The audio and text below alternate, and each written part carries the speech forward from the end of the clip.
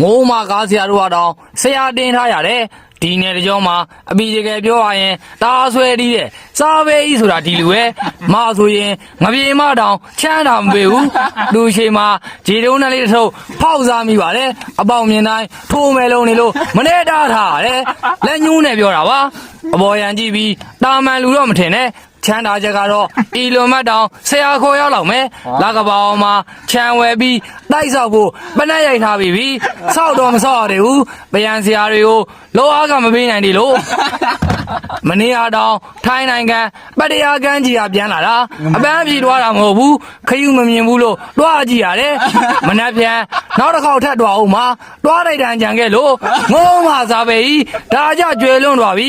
နောက်လာထဲမှာတူးမွေးနေပွဲအတွက်ဘလက်ပွင့်ဖွဲကိုတွားငှားထားတယ်ရဲ့တချင်းဆိုခိုင်းမလို့မဟုတ်ဘူးမွေးနေကိတ်ဘွားဖျောင်းနိုင်ကိုမင်းကြီးခိုင်းမလို့တဲ့